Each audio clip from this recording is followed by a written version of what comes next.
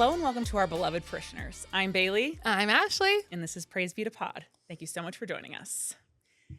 We are so excited to have back on the podcast for part 2 our great friend Skip. Thank you so much for coming back. Your new best friend, Skip. Yes. If you did not listen to part 1 of this conversation, I highly recommend you do. It'll provide a lot of context for who Skip is, why she is here, and what she brings to the table. But first and foremost, Skip, what's on your heart? Well, I would like to say that what I did bring to the table today, I feel your parishioners may be interested to know. Mm-hmm. I too am a yellow Gatorade gal. Red flag. Red flag alert. That's Jacob. This isn't about you. Jacob, this isn't about you. So, it's 2 on 2 now. Okay. Oh, I do like other flavors, but this is my first choice. this Why? is so pick me of you. Okay. Bailey, do you like a lemon lime typically? Yeah. That's so Why- not your brand. what are you Why trying to wouldn't you prove? like a lemon lime anything? Because it's the worst flavor. It's refreshing. No, I mean like Blue like, stains. You know what I mean? Like blue tastes good, but like blue, red. I feel like fruit punch is like the biggest pick me one. Oh, I hate fruit. Oh, Like yeah. this I'm is also an not a off blue the beaten apologist. path choice, and we choose it because of the flavor. It's Flavor, superior. it's so refreshing. It's refreshing. It doesn't leave like marks and stuff. I agree with What that. are you guys Yeah. doing with your Gatorade? Yeah, God Gatorades damn. don't leave marks. Well, I'm not a middle school boy with no. a ring around his mouth. I It's did play red. softball growing up year round, Uh-huh. and so it was like sunflower seeds and Gatorade. Okay, yellow And like you Gatorade. would maybe spill Gatorade on your Okay. jersey, whatever. Maybe. I don't know. Anyway, I knew yellow there had Gatorade. to be a childhood trauma reason. Get you into liked it, okay? Anyway, that's what I brought to the table today. But really, what's on my heart is, I am in anguish over the fact that Oh. I have tried like 4 times now to get Celine Dion tickets in Paris. She announced a residency in Paris for September and October. I'm like number 1 Celine fan, like top of the list. And you love Paris.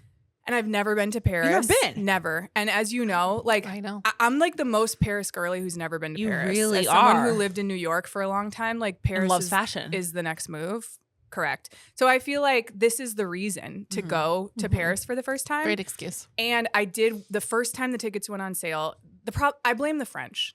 It's the problem is the yeah. French. Usually the problem. I had to wake up at 2 a.m. to like be in the queue to get the tickets. I did all the pre-sale stuff. I did everything I was supposed to do. I did everything perfectly. I had to like trick my computer into thinking that it wasn't in the United States, that it was like, whatever. I did all the right things, woke up at 2 a.m, set my alarm. The site broke, right? So I didn't get tickets. Devastated. A few weeks later, she releases more dates. Same thing. Do it again. Wake up 2 a.m. Here we go. Don't get the tickets. Okay. This is discrimination. I haven't told you guys this part yet. She literally last week released new dates in May of 2027. Okay. And I do the same thing. I'm like, I'm not a quitter. I'm getting these tickets. I'm going to Paris. I'm going to see Celine Dion and I'm going to go into Hermes and walk out with a something, you know?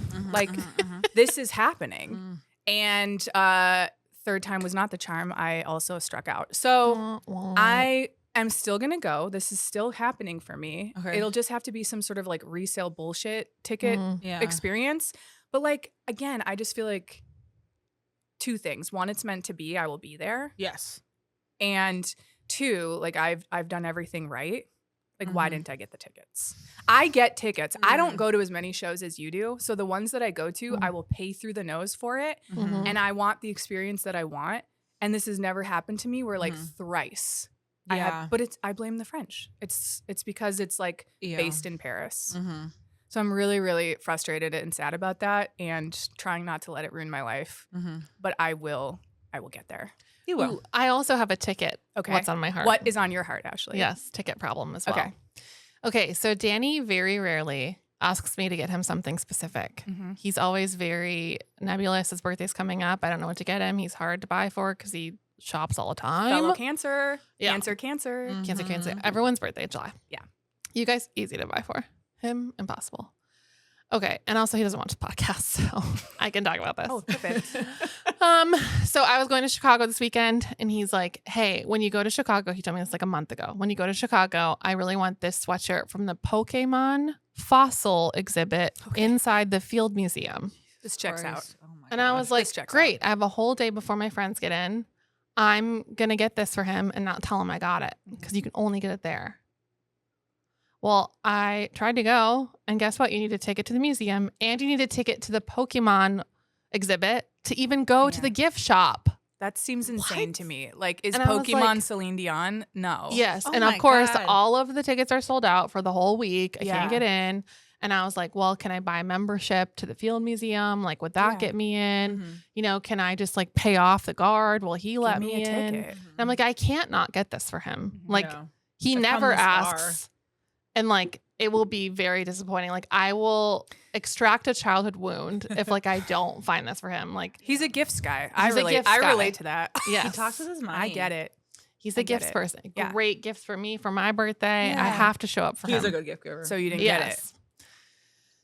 So then I found it on the internet and I shipped it to your house. Oh, that's what's coming to my house. But I told him that I didn't get it. Perfect. So he better not find out that you can buy them on the internet, Yeah.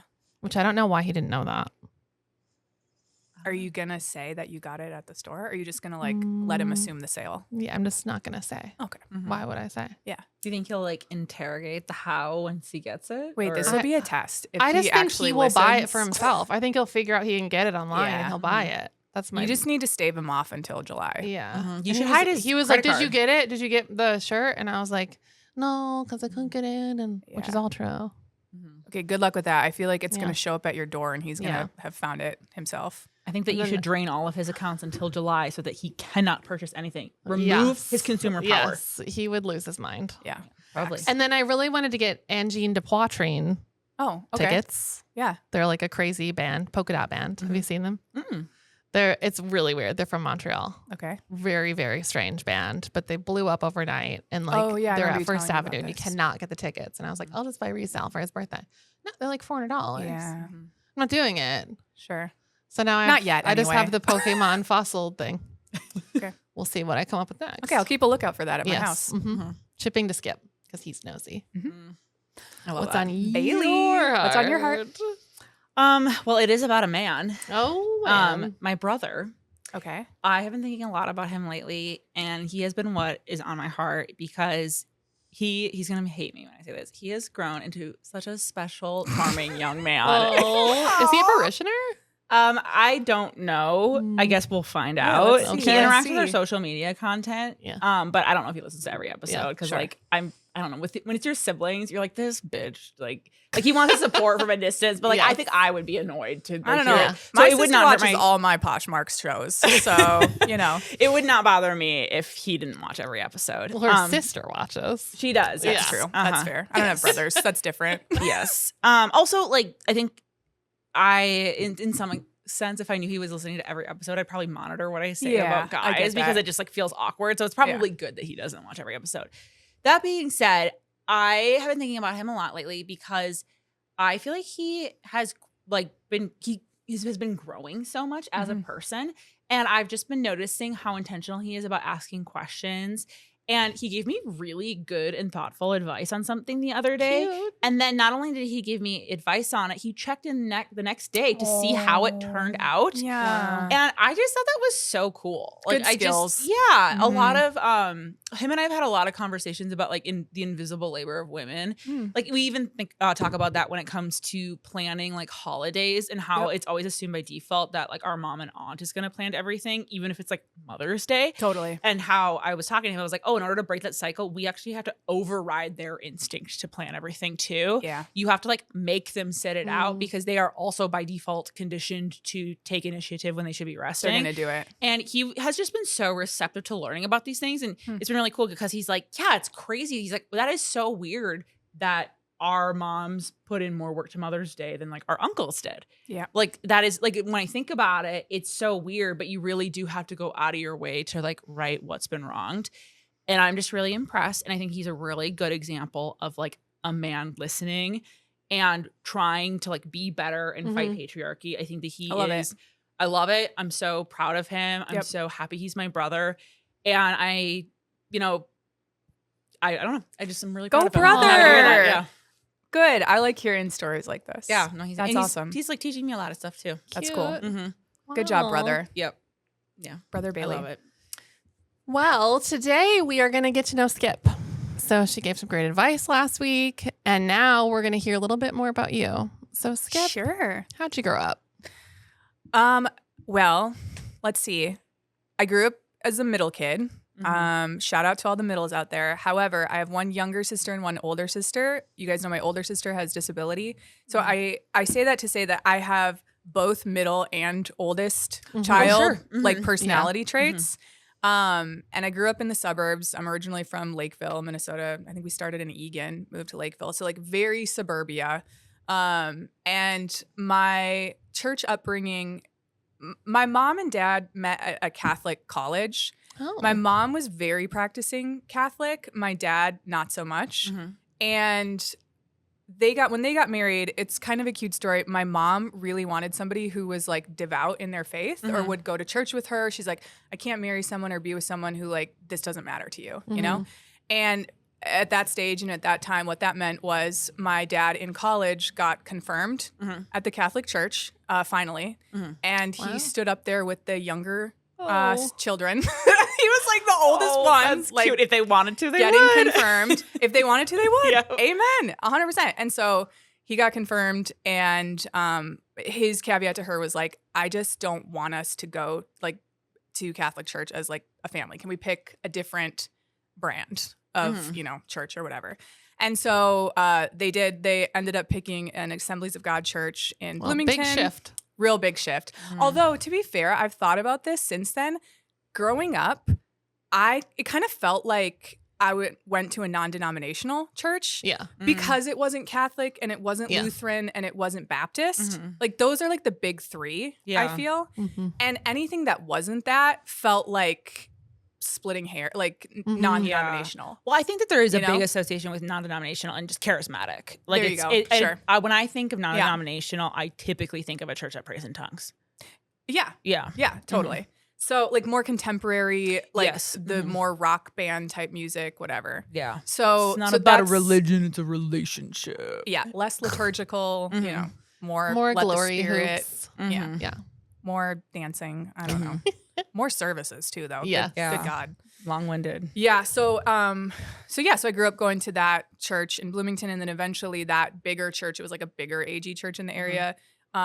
Split off and like started a newer, smaller church in Eagan, and we went. My parents weren't pastors, but like we went as one of the families to go be at that church. Yeah.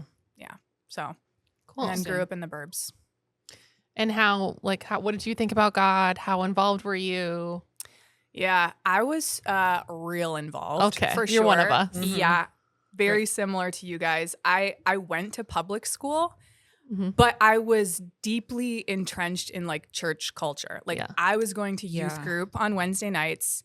I was going to Sunday morning church, and then I was going to Sunday night church. Like when I was real zealous or whatever, Mhm. right? And then I was like very involved in all of the extracurricular activities. So I would like, I don't know, go to all of the different like outreach type stuff. But it's interesting because I was in public school and I was friends with a lot of like non-Christian kids.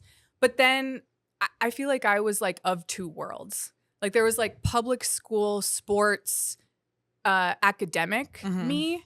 And then there was like church kid, God lover, Yeah. you know, that version of me. And I don't think those two things felt at odds a lot, but as someone who does like to perform to my audience, I would play up those characteristics like in those different settings. Did you know? feel a pressure to like be a witness to your secular friends? Was there a little bit of a performance where almost like church was the dress rehearsal for your performance at public school? Yes. Okay. And I think most of the time I could kind of I was just like honest about stuff. I was like, yeah, I go to youth group. Like, I don't think I was embarrassed until I got older. Once I got to high school, I was like, oh, there's certain things I should be embarrassed about. Yeah. Fair. So I think I just like siloed stuff. Yes. Like when I felt really convicted, I'd be like, oh, I should be trying to like witness to my friends more or whatever. And I know you felt deep convictions about that. Like we've talked about that. You've talked about that on the podcast. I think I felt that situationally. Okay. I didn't feel that. You just follow the Holy Spirit with those AG. Yeah. Yeah. As the AG Spirit roots. leads. Yeah. And then sometimes that would happen. And as the Spirit leads, I'd be real feisty. I'd be like, are you sure? I don't want to do that. I know. Do you like, feel that beating heart in your chest? Do you That's feel like God. my blood pressure Yeah. pulsing? That's anxiety, Yeah. Pastor Josh. I'm on medication for that now. But Welcome to the club. yeah. Wait, were you in puppet ministry? sis? I Oh no, I was in puppet ministry, and what I'm gonna call puppet ministry 2.0. I was a human video person. Amazing. Do you know human video? Lighthouse. Oh, I know human video. Yes. yeah, and I was Switchfoot. Yes. And you guys, I loved it. I love human video loved it. too. I was really good at it because I think that was the arena where like I could be an actress. Yeah. Yeah. Could you explain human And video to the yeah. people who didn't grow up like this? It's so weird. So it's like Do your best. to a song, sometimes a Christian song, sometimes not, but you would act out the story. So it's not just like lip syncing, it's Mhm. lip syncing plus creating a story and a narrative. And there'd usually be like, I don't know, anywhere from like 3 people to 10 people. Yeah. And like a lot of times it like was performance like art. A little skit. huge performance art. Yeah. Big skit, you know, maybe the story, like you use it for street ministry Yeah. a lot. Because it would draw a crowd. People would be like, what are you guys doing? This is art. This is theater. This is Mhm. theatrics. But really, at the end of the day, it's like Trojan Prison. horse to Yeah. like get you to be a Christian. Yes. You know? It's like a flash you mob. should be guilty about your drinking or your, you know, sex outside of marriage or like Yeah. any of this stuff. Like you illustrate it and then there's a big like coming to Jesus, like Mhm. literally at Yeah. the end. A lot of time, literally altar Jesus call. on the cross. Yes. Yeah. Amazing. Yeah, and I was really good at it. And unfortunately, like the brand of Christianity, AG church that I grew up in, they, which is the school I ultimately went to Mhm. for college, like they had competitions. It was called Fine Arts Festival. Shut up. So all of the AG churches No. in the whole nation, you would go to state first, right? Oh so there my would be, God. Oh my gosh, was that It was- just like a big fuck fest? Really? It was like it was a performative Christianity fever dream.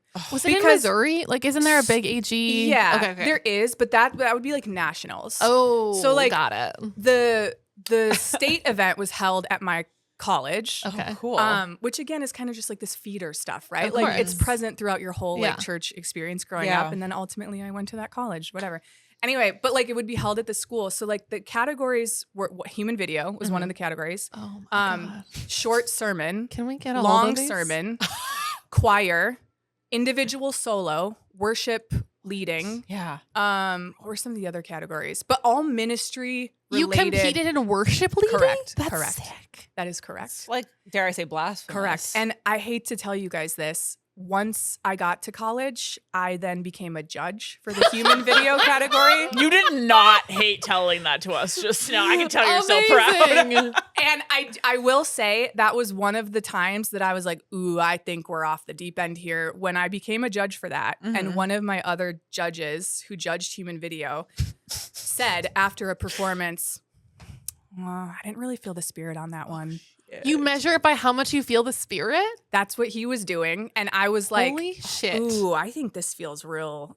Feels a little dicey here. I don't think we Yeah. should be doing this, you know? Wow. Yeah, but wow. That's what like a lot of the metrics were. Yeah. Right? Is that Like- where we got the videos to do in our churches? Like someone saw it at nationals, like it was a bring it 100%. on situation. 100%. And Because then they're like, oh, we're gonna do it in our church, and we have the video Yes. camera. yes, Oh that's my what I'm God. saying. The one performance that we did to Stephen Curtis Chapman's Dive, we had acrobatics. Ooh, Okay, chills. No, acrobatics. No. I was doing. There was 3 of us who were athletic. Okay, Just 3. who could do a handstand into a front tuck and roll on the part I'm diving in. I'm going deep. Diving in. I'm Yeah. going deep. Yes. Oh, my head, So I we wanna be. Caught in the rush, lost in the flow, and over my head.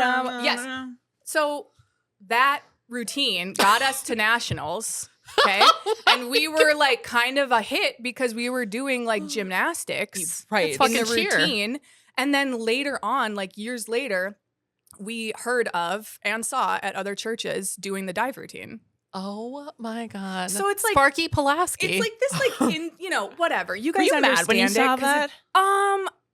I'm trying to You remember. have to share it. I think I was proud. Yeah. I think I was like, we did something so impactful That it's and changed so the memorable culture. Ultimately, that- a cultural reset. People are Correct. diving in and going deep. Like Yes. if we would have been on TikTok at that time, like it's over for these bitches. Content over. house. It's You're in a over. content house. It's over. Mount Olivet Youth Bop Group, house. slay. So Oh there's my that, God, right? amazing. And that is embarrassing. Like I think about that stuff no, now and I'm not like, at that's all. embarrassing as shit. And also I was real earnest about it. Yeah. You know? Even worse. And yeah. So I mean, you have to be all in. You Yeah. do. You do. Competing. And it was really fun. And I think some of those things, like what what am I trying to say? What evangelicalism did really well in the 90s Mhm. was co-opt all of these other cool things and just make the Christian version of it. Yeah. So like Yeah. that being really involved in church and even camp, I was a big summer camp person. I know you guys have talked about What summer was camp. your summer camp? It was called Lake Geneva Bible Camp. Oh, I know Okay, Lake we've all Geneva. heard of Lake Mhm. Geneva Bible Camp. Yeah. Yeah. So Oh, yeah. like that was also winter and summer camp was like Mhm. the echelon Mhm. of the camp experience. And also when I think about that now, I'm like, we were going to church 2 times a day.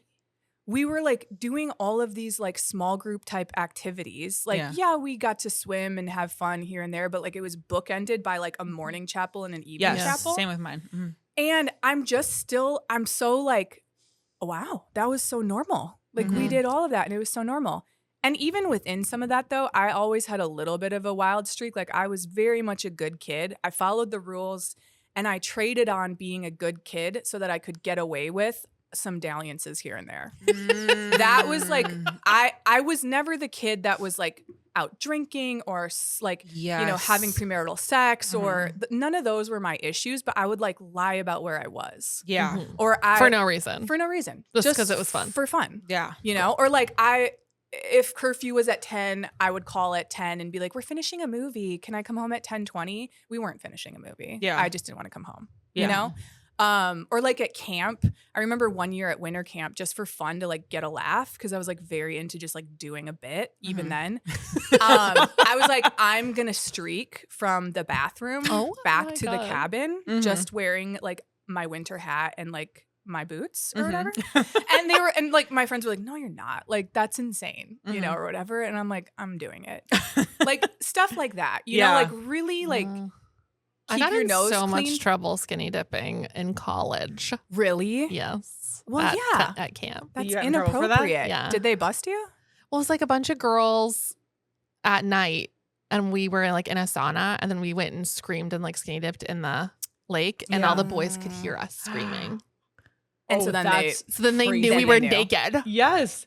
Trouble. scary. Yes. Yes. And then their thoughts were impure thinking about you Yeah, guys. and then it was naked, our fault, like- obviously. Yeah, Right. For having Yes, bodies. he gave the illusion Yeah. of evil. For Yes, sure. for having a body and screaming. Yes. 100%.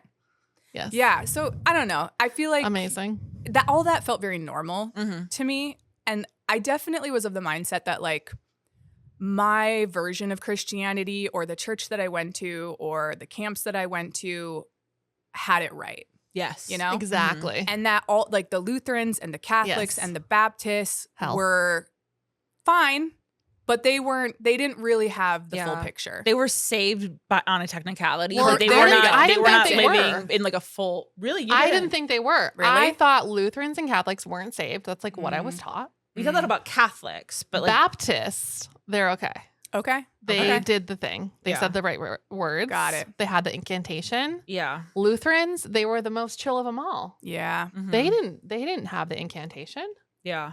No. Yeah, for sure. And Not Catholics saved. just like they're standing up and sitting down and our fathers. Terrible. That's it. That's Yeah. nothing. How dare they? Yeah. Mhm. Right.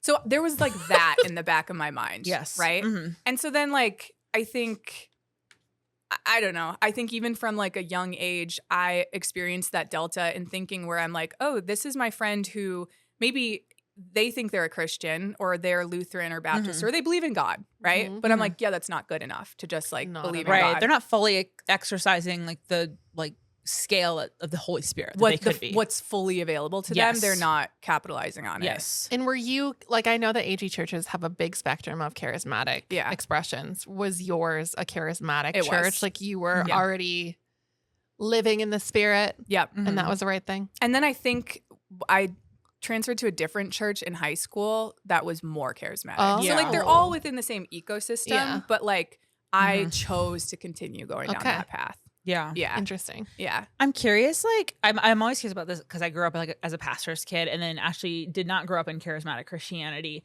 but like she found it later. I'm curious, like, what did the role of faith like compare with like the church you went to and your like parents? Like, did you feel like they were all kind of like a unit that had the same goals, or were your parents like less religious than you were, or were they less? Because in my mind, like there was the church and then there was my family and they were all like collaborating. And so I had nowhere to hide.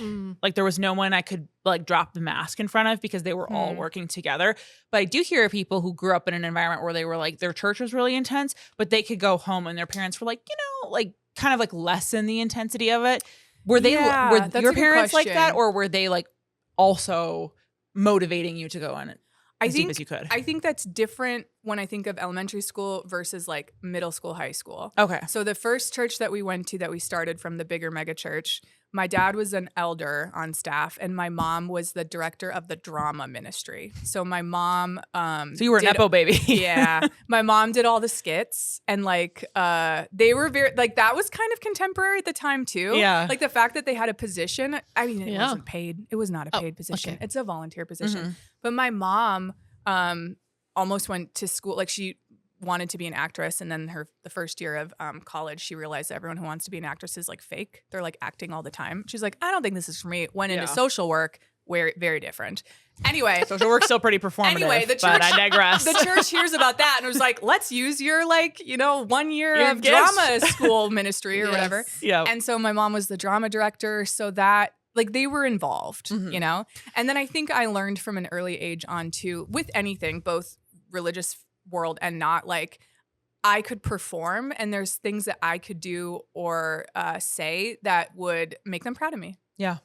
And not that they wouldn't have been proud of me if I wasn't like a zealous kid for God or whatever, but like that was one easy way to be like, no, I'm really in this, guys. Well, and I've heard before the dynamic of a family with a kid with disability can like often create a dynamic where you feel like you have to perform Sure. like a perfection type, I don't know, persona just so that it's not another thing on your parents' minds. So was that true for you or no? I think it's true for me in hindsight, but I was not aware of that. It wasn't a front burner thing for me. Yeah. I think in hindsight, yes, that's probably true. But I didn't acknowledge it as such. I was more so just like, I like getting the kudos. I like getting a candy bar when I'm a good girl. Yeah. And, I want to do a trick for a treat. Yeah. 100%. I'm just a dog like I'll do the a rest trick of for a y'all. treat. Yeah.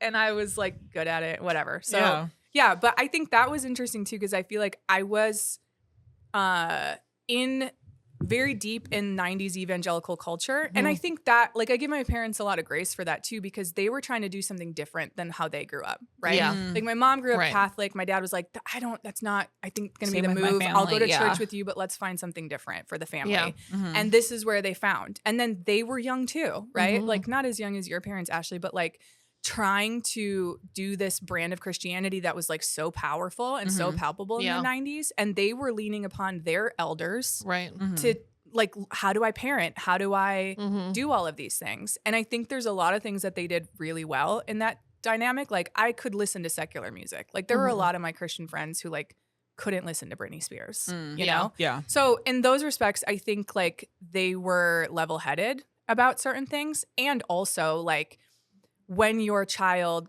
kind of shows signs of going down a very like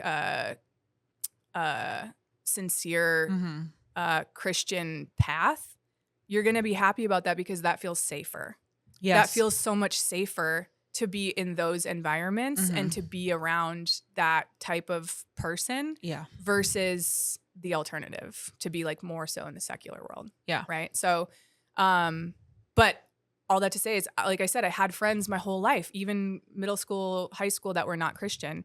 Although I do feel like my access to those friends was less because they weren't as safe. Not because they're those kids themselves weren't like, my parents loved them. They thought they were great. Yeah. Mhm. But my parents were like, well, their parents might bring you home drunk, or their parents might drive you home and their parents drink, Mhm. you know? So like Yeah. there was some access that was like limited, which some of that is responsible as a parent.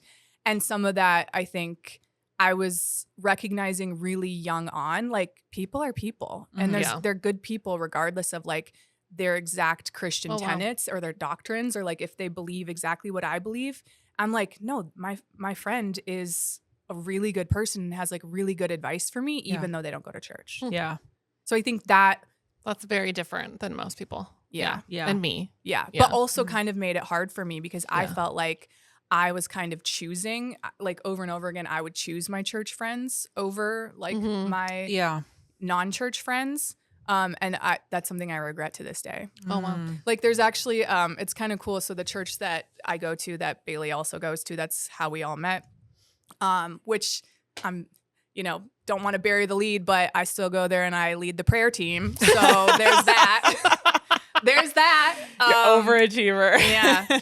Yeah. But there's a woman there who is on the like pastoral advisory team, who went to college with you, Claire. Oh, yeah. And she is we were in the same like friend circles in middle school and in high school. And it's one of those things where like I kind of still like regret it to this day because she's still very close with all of those people.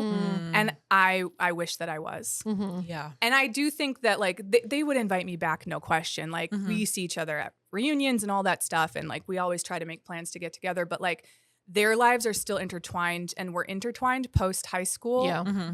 And I envy that. Yeah. Yeah. I wish that I wouldn't have just gone all in on my Christian friends Mhm. Yeah. and kind of like forfeited those friendships. Yeah. Yeah. And did you have any, like, I'm curious because I know you said that you had chose like an Assembly of God associated with college. Yep. So you were kind of, even though maybe you were experiencing that in high school, you decided to continue to like Yeah. choose communities of people with Christian. Like, were you aware Yeah. that you maybe shouldn't always be choosing your Christian friends? Because you went ahead and did it again.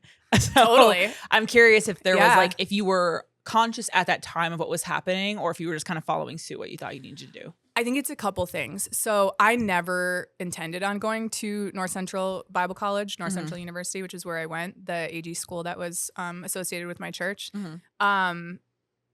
But I also really burned out senior year of high school. I was an overachiever, student council president, talented and gifted programs, mathlete, like all that What? stuff. I went so hard in middle school Damn. and in the early stages of high school. Yeah. And by senior year, I flamed out. Okay. I flamed out. And so Yeah. I think all along I was kind of like, I'm gonna like talk about like self-confidence. I was like, I'm going to Stanford. Like I'm gonna be at Harvard. Yeah. You know? There is What, like it's hard. a weird like delusion in evangelical communities where they think that like the people who are Yeah. the kids who are raised in evangelical churches are going to be so much more gifted. Yes. So Yeah. they're like I was they're special. like you're gonna Yeah. like lead Yeah. the country. God's favorite. You're God's 100%. favorite. It's like a weird, and then Yeah. sometimes they would be even undereducated, but they'd be like, no, Harvard loves homeschool kids. Like, because you're Sure. getting the best education. Like, there's so Yeah. many people like which is not true. Yeah. But it's like a insecurity and a delusion at the same time because they're not engaged with the world authentically to know how unrealistic it is for really anyone at all to go to Harvard. It's such a small 100%. percentage, but they're so Especially disengaged. some rando girl from suburbia, Minnesota, Yeah, but who's they- like kind of smart, but like not Yeah. crazy. But they're like, unengaged. you know? They have Gilmore delusions of Girls grandiose. wasn't out yet to see the path. Yeah. Like, we didn't know. The Yeah. pipeline, That's so yeah. true. But they're not engaged in anything, and so they have delusions of grandiose. Yeah. Like the delusions of grandiose happens when you don't really understand what it actually takes to be successful and to stand out. And I think that's Yeah. what happened to me. I think Okay. I think I also was like, and it's a confidence that I still value about myself today, where I'm like, yeah, I know that's like a hard thing to do or impossibility, but like, oh, I'll make it happen. Yeah. I'm gonna win people. I always over. find a way. I find a way, you know. Mhm. And so I was like, also part of that was like, I'm not gonna go to this school. Like I actively was like, I'm not going to North Central Mhm. because that's where all my church friends went. Yes. And that was kind of the expectation. Like all of the pastors and worship ministers and all of that stuff at these churches all came from North Central.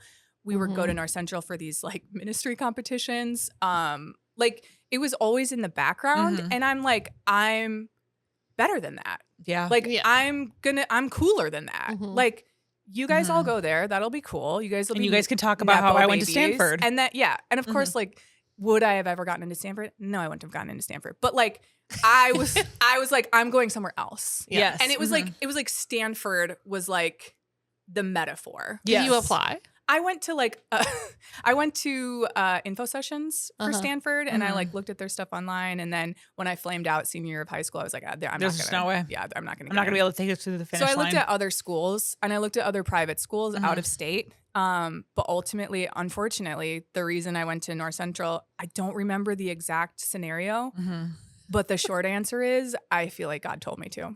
Oof, God told me to go to ORU too. I know, Bailee. I know. And that is something we both have to live with. Damn. I actually think I was supposed to go to ORU so that I would have authority for this podcast. Like I had regrets for a little bit, but I've talked about this in a podcast. I actually did have a weird experience where I had like a word of knowledge or whatever. Yeah. Which like whatever. It doesn't really matter to me, but the people I met at ORU and the experiences I've had, I think help cultivate this worldview that was so it gave me like credibility to speak on this stuff. Yeah. Because I don't know, like when you say you went to Oral Roberts University, people's eyes raise and they're like, hey, are you okay? Big time. And I'm like, never better. Actually. And they're like, wait, you survived the honor code? And I'm like, yep, barely. Or they're like, what really conservative like church are you? Yeah, like you get to have, you're like you're doing an inside job, or you got really close to the devil himself, and now you have like a testimony, or like, and not in this religious way, but in a way where it's like you can tell people on the other side what you saw when you were in the belly of the beast. Yep. So I don't regret it in that sense. So I don't There's know. something in the water though at ORU, because I know a lot of ORU grads and only one of them is still conservative Christian. Interesting. Okay. The rest are all liberals. Really? Yeah. I don't know why. I don't know. But North Central, you're the only one. Really? Yes. Yeah. The rest are all still very conservative Wait, that is Christians. actually interesting. I would agree. Like they don't shake it, and I don't know There's why. something going on there. Well, I can introduce you to more. We are out there. Yeah. And I probably know of them because we find each other. Yes. But yeah. Yeah. Huh.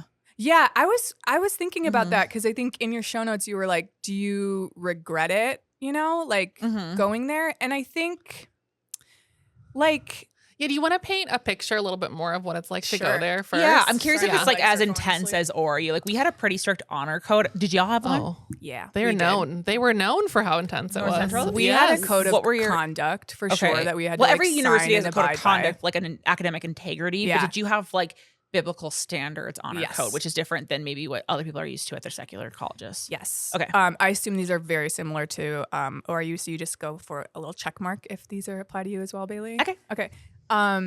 No sex, obviously, before marriage. Sure.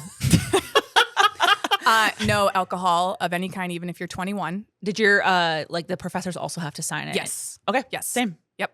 No alcohol, even if you're of age. We had separate, boys and girls dorm rooms, and there was only visiting hours like once a week for a certain amount of time. You had to keep the door open, no closed doors when boys were on girls' floors and vice versa. Okay. And again, it was for like 1 hour once a week or something like that, Wow. Wow. Do you have a curfew? Majorly. Had a curfew for sure. And then you had to go to chapel every day. We had daily chapel at North Central University. Oh, I don't think we did. I think we had it was a few every week, but I think there were some that we didn't have. I actually can't quite remember. Yeah. Yeah. So What those if you didn't go? were the main things. The chapel. Well, let me tell you what some of us did.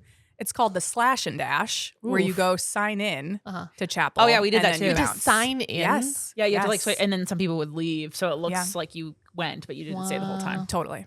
How big is North Central? Like, how big was your class I or the don't school? Do you know? I should know this at this point. I'm not sure. It was small. It was small. Like Bethel's bigger and Northwestern is bigger. But again, I feel like of the Christian schools in Minnesota, like North Central is definitely the most conservative and like most charismatic or whatever. Okay. But yeah, so I would say the other thing about North Central is that you had to complete a core amount of Bible and theology credits. Okay. So much so that everyone who came out of this school had a Bible minor. So that was like built in. You We couldn't didn't like do that, no. you couldn't Yeah. opt out We had some like mandatory theology gen eds, but Okay. we didn't have to do the Bible minor. Or maybe I'm Student wrong body about 1,000. that. Okay. Does that sound about right? Sure. Okay. Yeah. So this is probably going to show what I don't know about North Central. Did Yeah. y'all have like a robust and comprehensive like academic like curriculum in the sense that like could people go there and study the sciences? Because now I'm wondering if maybe that's the difference, because like even though ORU was crazy, I think they still had a pretty decent nursing program, Right. engineering. Like they were recognizable as like having some standard of academic integrity. Yep. Even if like it's kind of like people would hire secular institutions would hire grads from ORU being like, oh, they're crazy, but we know that they had a good education because we know that their engineering program is rigorous. Maybe that's why like there was some weird like, I don't, was there maybe a higher academic standard at ORU? I don't know. Like what was it like at North Central? More so now. I would Okay. say more so now. They're really working on that. I have a few friends that are like still employed there and are really, again, trying to like be the change, right? Or like bring more of that kind of authority. But at the time that I went there, I would say it was a ministry school. Okay. So Like, you the wouldn't go there and ministry study astrophysics. No, but I Okay. did go there and study English. Or Okay. like they had an okay teaching program. They're like Yeah, of LED course, program. For women to be teachers. Yeah. Correct. These all seem Their LA still program religious was very coded good. though in some Yeah. way. Like Yeah. Like, But, was like, there an engineering They had a business or program. pre-med or anything? But again, it was like these were all kind of like more so because they were a fully accredited college. Yeah. But like again, the bread and butter is ministry positions. Right. So that's part of why I transferred schools for a semester my junior year to a different AG school that had a better English program. Okay. And then I didn't like Missouri. You're in Springfield? Yeah, Springfield, the Missouri. AG Mecca. My uncle has a very funny joke about that because Missouri is called the show me state. And he said for me, it was the show me the way out state. And that is exactly what I did. Missouri is very rare. That's where I went, like, did IHOP in Correct. Kansas City. Yes. And I love Kansas City, but there's a lot of parts of Missouri. Like, I think St. Louis has some of the worst vibes of maybe Oh, any American 100%. city. There is something insidious happening in St. Louis, and I cannot say more about that because I truly don't understand it. Yeah, it but wasn't it is for me. a weird place. Also, the Arkansas side of the Ozarks, I think, is better than Missouri, even though Arkansas is like, I think, has a reputation of being like a creepier state. Yeah. Yeah. I would prefer to live in Arkansas than Missouri in a weird Yikes. way. I can't explain it. Yeah. So Mhm. I feel like the experience that I had, I transferred back because I was like, well, I had an attitude adjustment of a lifetime here in Missouri. I'm going back So to how long North were you at Central. the school at Missouri? 6 months. So you okay? And then I transferred back. I had a better attitude, and I think just because I'm a city person, Yeah. and like Yeah, and North Minneapolis Central's is in- like objectively a great place Yeah. to It's a live. cool city. And so if Yeah. you go to North Central, you can still experience, like, you're still in one of the most liberal cities in the Yeah. country, so you can kind of still enjoy some of the benefits. I will say the Bible school experience is so unique too, though, because yes, you have that like you have autonomy of being away from home Mhm. and you're living in the dorms. That's a traditional college experience. But it's still layered with this like blend of Christianity Mhm. that rewards or is like still a little bit performative to me. Okay. Even if like I had some authentic experiences there, don't get me wrong. And also like looking back on it in hindsight, I'm like, oh yeah, like there's a lot about that I wish I could have done without that in Yeah. my college experience. Like the chapel every single day and like really being penalized if you didn't like go to chapel. And then there's also like that ministerial hierarchy, right? Where like maybe in my little church I was a Nepo baby because my parents were involved, but like at Christian ministry school, the Nepo babies are the PKs because they get free tuition. So like that's how that kind of keeps going. Yeah. If your mom or dad is a licensed minister or worship musician within the AG working at a church, you get free tuition. Oh. So that's why a lot of the kids go there. And who wouldn't? Free college? Like, Right, yeah. Of course. I don't blame anybody for that. And also that means that like it's just like super heightened for like the who the popular kids are or whatever, right? I have Yes. never in my entire life Amazing. felt that being a pastor's kid was a social advantage in Really? an environment. Oh, it was embarrassing. I mean, it probably was, at my but school. like for it to be like a cool thing Yeah. is so foreign to me. Yeah, it was at my school. And then Interesting. on top of the usual stuff of like, oh my gosh, all the guys with their guitars like singing songs in the stairwell. That was such a thing, Yeah. you Yeah. know? And Ring by Spring, very much so. Yes. I'm curious your experience with that Yeah.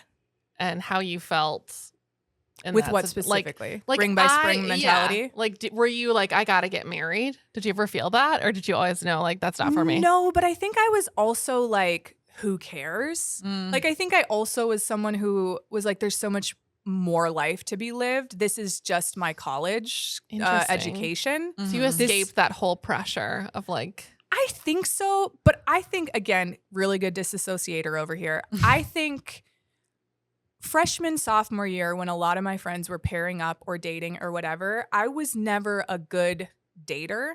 I never cared. It was a big who cares for me. Yeah. If anything, I would date or I would try to date. Like, this is so me. I only went on dates because I was told I would be on like a game show. They were like, we're going to do this like dating game show. And I was like, oh, I'll do it because I want to be on TV, or whatever. Like, whatever it was that we were doing, I was like, I want to be in that. but So were be people a trying to star. date you? And Yes, you were just so like, it was nah. like it was like blind date shows, Okay. kind of a Mhm. thing. And so I'd go on a date to be on the show, Uh-huh. you know. Okay. But I do think I felt, I think I felt similarly to you, Ashley, where you've talked about kind of like you were never the like chosen one, or like Mhm. you weren't other people's type. Mhm. Right. So like a lot of my friends were kind of more stereotypical, like ministry wife material. Mhm. And I really wasn't, Mhm. or at least that's what I told myself. I don't know, Mhm. but it was kind of a big who cares for me, which is a blessing in a lot of ways. Mhm. Mhm. But when I think back on that, I thought it was cool for them. And it didn't bother me until like my senior year of college. Like Mhm. by senior year, and you're kind of like never had a boyfriend. Like I was like coming out of college, never having a boyfriend. Yeah. And I was like, ooh, oh my God, this feels weird. Like I feel strange and unwanted. And like I should have at least had a boyfriend if I'm Right. not married, Yeah. So it was very much that mentality. And like a lot of my friends got married like junior Yeah. or senior Yeah. year. And it was a joke, but like not really. yeah. It was just kind of like what people do. Yeah. I kind of get that. I did have a boyfriend in college, but I didn't do a lot of dating around ORU. And a lot of it was not so much that I didn't want to, but rather that I knew I couldn't compete. So I pretended I was above it. There you go. So I was like, I know Yeah. I can't play ball here. Like I gotta pretend that like I don't actually care. Yep. Because I know that if I earnestly put a dog in this fight, my dog's gonna Mhm. get killed. I'm like, gonna lose. yeah, so I'm just gonna Yeah. like not play a hand basically. Yeah. And I relate no to one's that. ever gonna like see me flop. Mhm. But I knew I wasn't like ministry girl material either. Mhm. I just knew that. So I always kicked in my mind, I was like, oh, like there will be a time later on where I thrive in Yep. dating when I'm in this world. But I kept postponing it Yeah. because I would like Yeah. get a feel of things. And I'm like, no, this isn't the environment either. I'm going to like postpone this yet again. Yep. And I knew in Bible college, I was like, no, when I get out into the workforce, that's when everyone's going to want me. I relate to that too. And I think Yeah. I was focused on other things. Yeah. So it didn't bother me as much in that time frame, but later I think it probably bothered me. But I was Yeah. just like focused on other stuff. Yeah. I don't know. I had successfully convinced myself at the time. Yeah. It is now in hindsight where I realized it was like a deflection. Yeah. But at the time, I was like, yeah, it's not for me. Was that similar at ORU? Like ring by spring vibes? Oh, like yeah. everyone's like trying to get married. Yep. Find their spouse. Yep. Yeah. Absolutely. Were you affected by purity culture very much? Big time. Yeah, absolutely. I think I really ingested all of that and wanted to live by those principles. Mhm. And so I just kept kicking the can down the road, and that Mhm. felt easy to me. Yeah. Like I wasn't really like that interested in dating or boys in general. Like Mhm. Yeah. that's not a surprise to me anymore. But like I think like it was like a big who cares. Yeah. Mhm. But I did subscribe to the principles, and I was like the right person. I kept telling myself like the older I got and the more I remained a virgin, like Yeah. I held true to that, and I was like the older I got, the right person, this won't matter. Yeah. Yeah. And that's what people told me too. And Yeah. I Yeah. do think that's true for sure to an extent for anything, whatever it Yeah. is, whether it's like, sexual stuff, religious stuff, any type of baggage you have, like the right person will be your partner in that, Yeah. and they will be understanding and all of that. So that is true. But I think it really fucked with my brain the older I got. And the older I got and that age kept creeping up and that virginity kept creeping up with it, that really, I think that was a part of my like deconstruction stuff too of like, what do I do now? Like I have a roadmap for this through marriage, but what happens if I don't get married? Right. You know? And it had worked well for other people and it wasn't working well for me. Yeah. And then of course, like the older you get, the more, you know, you have friends that have gone through divorce or it didn't work for them or whatever. But like at the time, I just kept kicking the can down the road. Yeah. And not worrying about that and being more concerned with other milestones in my life, which felt good. Yeah. You know?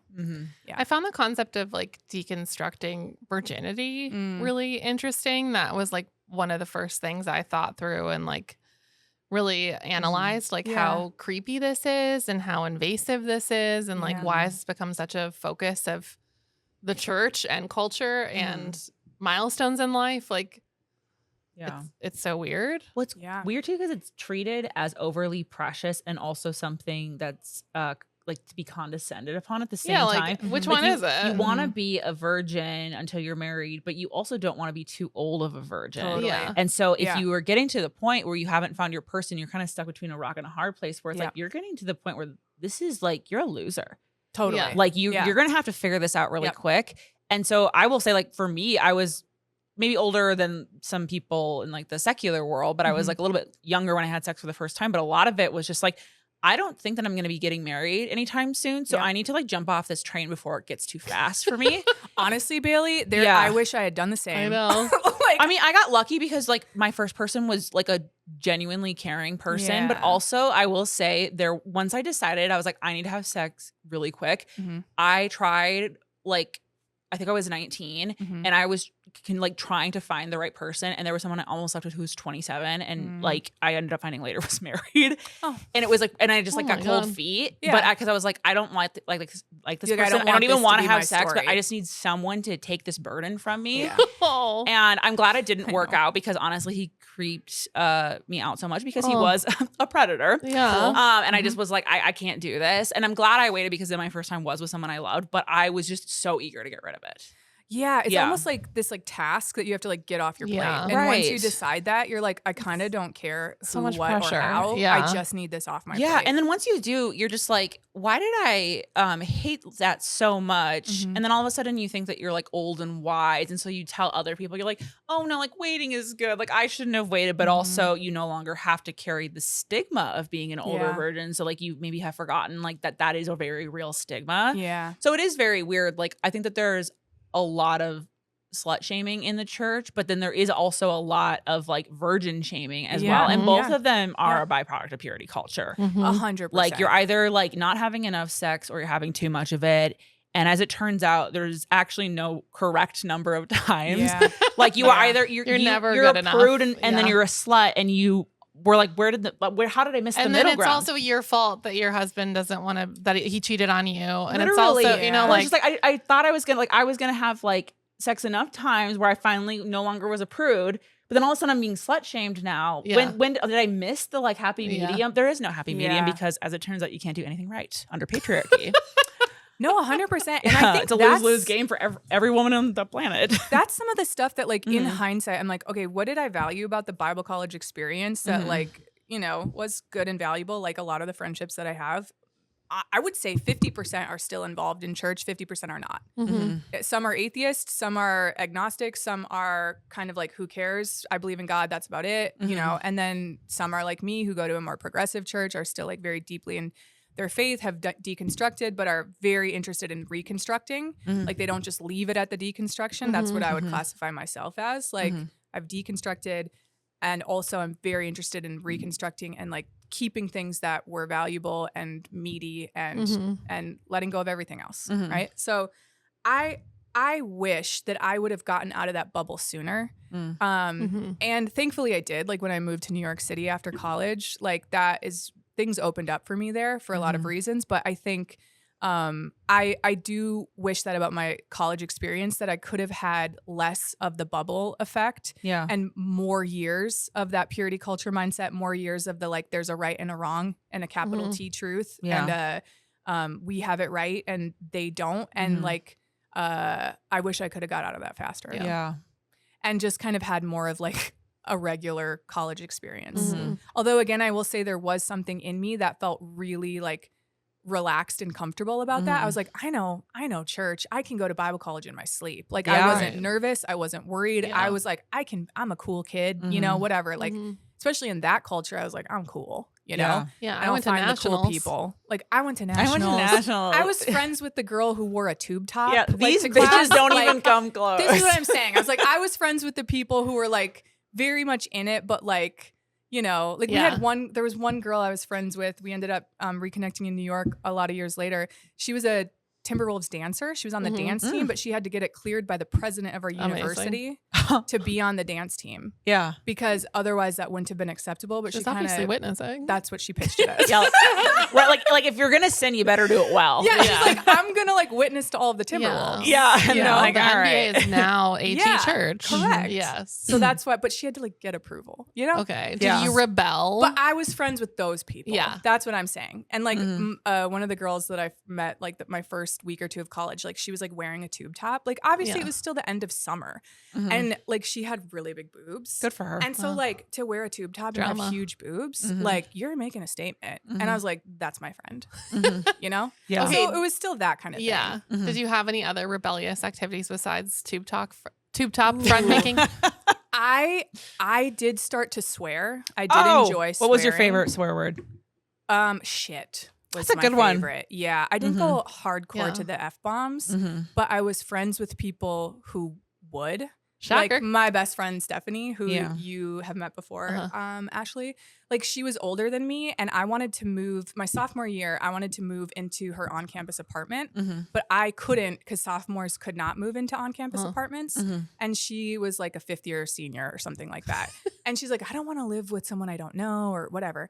And so, and my parents let me do this too. This is why I'm like, sometimes my parents were cool. My second semester of sophomore year, I just said on paper, I'm moving home, but I moved into her unit anyway. And she just said she was living there alone, and then I like paid rent to her. You know what I mean? Yeah. So You did like a good loophole. yeah. So like stuff like that. And then I was also like working retail at the time, or like I had friends, like we were working at Coach together, and like we'd go to the bars. But again, they were older. I think I always was like trying to be friends with older girls because maybe I wanted like an older sister or something. Yeah. And also I just wanted to like be cool. Like, I'm as cool as someone 4 years older than me, you know, or whatever. I can hang with them. But then, so it was like this like kind of back and forth of like, I would go do that stuff, but then I would like be convicted, right? Or I would like go to the bars and I would maybe like have a drink, but I wouldn't get drunk. Yeah. Or like, so there was like little dalliances. Yeah. Right. Or like, we don't need to be like legalistic. Right. But then I would every now and again, I would be like, no, this is wrong. And then I would like reverse I did it. the same thing. Yeah. Yeah. And I'd always then I'd turn be, like, myself convicted. into like the board. Like I'd be like, hey, I smoked weed again. Like I Yeah. did the whole like apology tour. I honestly think that was part of the high. You went to the board of ORU and told them you so smoked like weed? the RA board where I was just like, okay. hey, I smoked weed again. But I honestly think that like the cyclical nature of like doing drugs and then getting caught doing it and then apologizing and doing an apology tour was part of the high. Like it's all part of it. Like, Like, I'm doing the right thing. yes, like I'm such a good girl. apologizing for having sex is very interesting. erotic in and of itself. Yeah. So yeah, I did this and I did this. I love it. And then I like, did would you that like to hear too. in detail what I Yeah. specifically did to him? Right. And then they're also horny too. And they're like, yeah, They're for, like, for, sure. for integrity purposes, specifically For the explain what you record, I did guess. and Please where it draw a happened and like picture. what the like mood was. Yeah. You got it. I'm living with so much integrity that I will specifically tell you exactly how I say. Right. And then a few Well- weeks later, you're like, I think I'll What if I did it take a dabbled snort again? again or whatever. Yep. Yeah. So like that whole routine was like annoying, you know, but like a byproduct of like Yeah. that bubble culture. And when you're starting to kind of like get outside of that and you're like, what is me and what's authentic to me and what I want to do and or not do. And then like what is like the byproduct of like my religious conditioning, you know? And sometimes those two things matched up and sometimes they didn't. Yeah. So Like, where do I end and where does this begin? yes. Yes. And then I feel like that started the like trajectory of like figuring that stuff out and trying to deconstruct and all that. Yeah. Mm-hmm. And where would you say you're at now with your faith?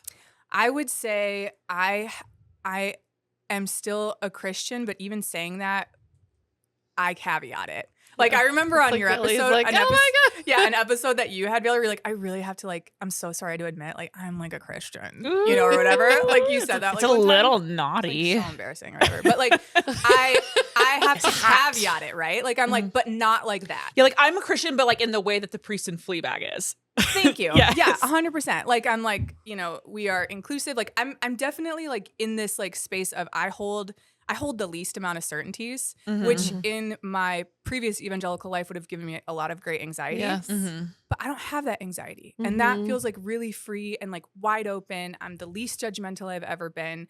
I'm still very interested in like the mystical side of things. I think there's a lot of things we can't make sense of. Yeah. I think there's some things that I still do that I do out of habit that I'm questioning. Like, am I doing this out of habit or like liturgical reasons or because I like it, Yeah. right? Or because I think there's some value in it, like prayer. Like even saying that, like I lead the prayer team at my church. The only reason I can do that is because it's a very open, welcome. It's the least performative Christian space I've ever been it's in more my entire private. life. I don't know what y'all You can do. show up as your authentic self, which every church says you can do that. That's bullshit. No, you can't. Mm-hmm. This place, I really do agree. feel like that.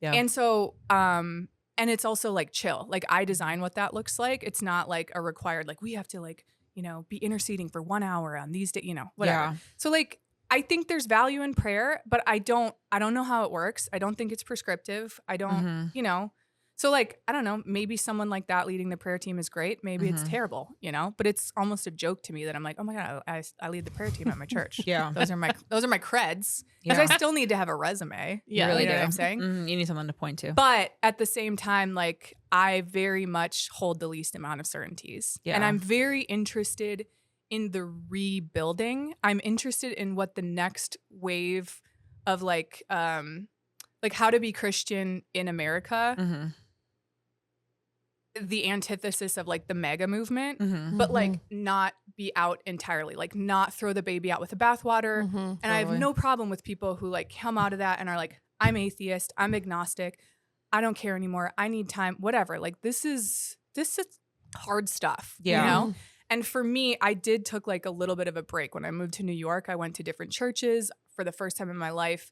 People didn't know me, you know, in a church space. And that felt freeing too. And so I could really start to kind of like parse through things. So now I feel like back in Minnesota, it would be this church for me or probably not church Yeah. for a while. Yeah. And then I think too, like, there are probably other churches out there similar to this one that Bailee and I find ourselves at. It's just, I kind of lament the fact that like I didn't know those existed. Right. Yeah. And I thought that they were wrong Yeah. or not of God. And I really lament that because I think there's a lot of other like good, sincere, inclusive spaces that probably existed that like I would just never have given the time of day to. Yeah. You know? So yeah, I would say I'm a Christian, but not like that. But I'm very interested in defining, well, what kind are you? Yeah. And I think I'm still like working on that. Yeah. But I'm very interested in doing that. Yeah.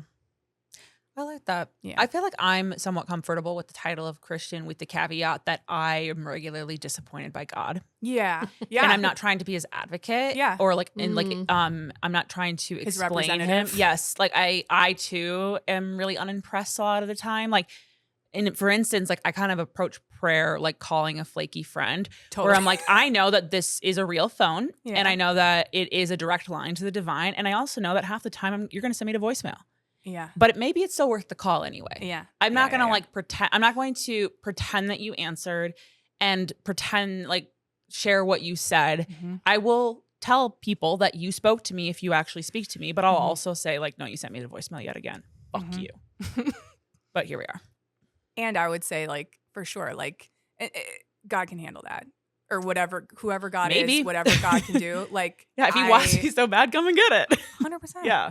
And I think like that's the thing with the deconstruction stuff too, is like, I wish people wouldn't be so afraid to do it and think that they're like losing their faith, because like if your faith was worth anything at all, what is true will remain. Yeah.